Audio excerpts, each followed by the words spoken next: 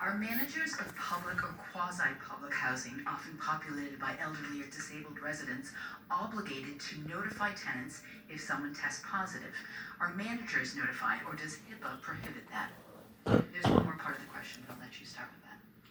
We work closely with public housing and quasi-public housing facilities to help them understand when it's important to make sure other residents are aware of what's going on, because it can have a direct impact on those residents, versus when to balance that with protecting confidentiality.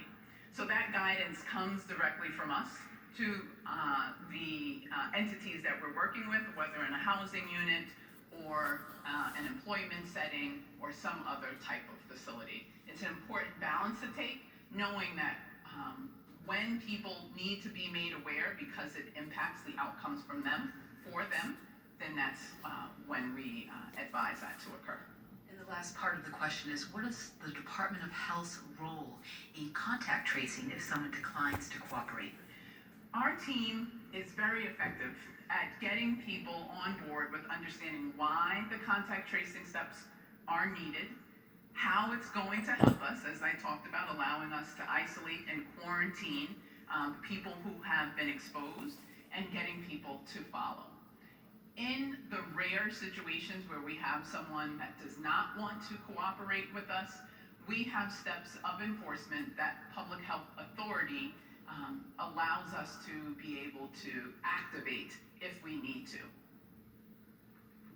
Our next question is for the governor, from Jim Hummel. He asked, has the significant drop in revenue affected the state's ability to issue tax refunds? I've heard from a number of people who filed their returns 1 or 2 months ago expecting and now needing a refund. They've received federal money back, but not Rhode Island. It goes on to ask, what is the average time frame for a rebate? It's a good question. I don't know right now the average time frame, though I can look into that, but I do know that they're on schedule. So our revenue is not at a place such that we're not able to provide the refunds, and they're doing it as quickly as they can.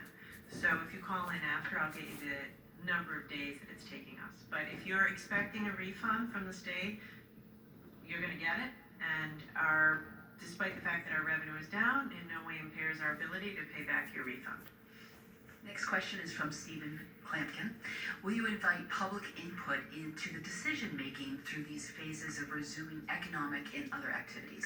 Yes, in fact, I encourage it. There's a place on the website, which I just revealed, asking for feedback. So I would encourage you to do that, particularly from small businesses. Stefan's doing an incredible job talking to industry associations, being on the phone with groups of hairdressers, groups of restaurateurs, etc. But if you have feedback, I would encourage you to send it to us, and that's exactly why we put a place on the website for you to do that. Matt Allen from WPRO Radio asked, Governor, you mentioned collecting data between the phases. How much time do you think we will need to get enough data to make a decision as to whether to move on to the next?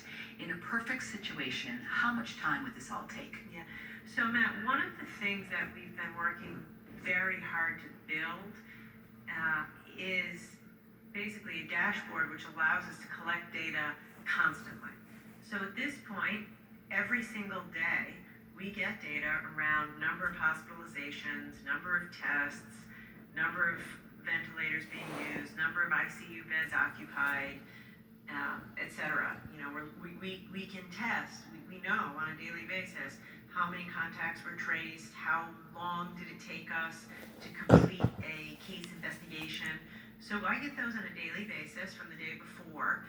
And as I said, what we're looking for is trends. So we're looking over a 14-day period, what is the trend?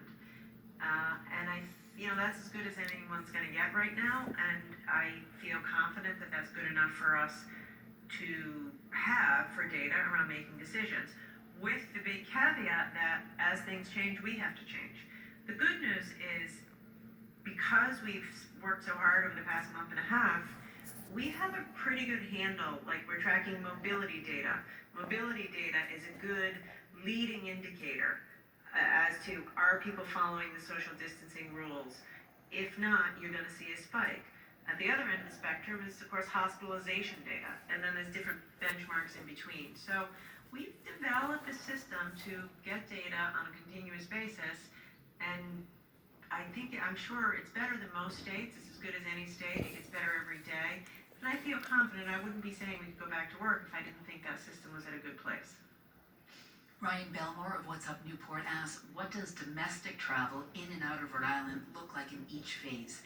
At what phase does the 14-day quarantine order end for visitors? Yeah, it's a good question, and the honest answer is we're still working on it. This is a big deal. So two things. One, I'm in almost daily contact with the governors in this region. And my chief of staff and Dr. Alexander Scott and Commerce Secretary Pryor are in daily contact with those other governors' teams. Everything we're doing, we're going to try to collaborate within the region. Travel is something we're going to try to get aligned on with the other states. Secondly, the 14-day quarantine, I want to remind everyone, is absolutely in place now, absolutely in place for the next 2 weeks, almost certainly going to continue to be in place in phase 1. So I don't want anyone to start to think about the relaxation of that. Border control, for lack of a better term, is a big deal. I don't know the right answer today. It is complicated, it is complex. We've seen it all over the world, that if you don't get that right, you can run into trouble. So we need some more time to figure it out. Perhaps you both might have a response for this next question from Tara Granahan. Home healthcare workers say they are not fully equipped with PPE and feel ignored while continuing to go to work in other people's homes every day. Your thoughts on this? Yeah, we understand that home healthcare workers are just as critical to our infrastructure and workforce, and are oftentimes connected to the same workers who are working in congregate settings, either the same people or connected to that group. To that end, we have wanted to make sure that folks who work also at a nursing home or other congregate setting have the PPE that they need, and will continue to and welcome the feedback of concern for those who are entering homes. If there is someone that is COVID positive that they are caring for, we've wanted to make sure that PPE is available to them. We're also working with leadership across the congregate settings to continue to collect information on workers who are working in multiple facilities, whether it's other home health agencies or other congregate setting facilities. Collecting that information also helps us be pinpointed in making sure that PPE is available for the people most at risk. So this is a priority that we want to continue to address, as we have an amazing team working overtime to make sure that we have enough PPE in the state for our prioritized groups, such as healthcare workers in entering homes and in congregate settings. Thank you, Doctor. Next question is for the governor from John DePietro. Brown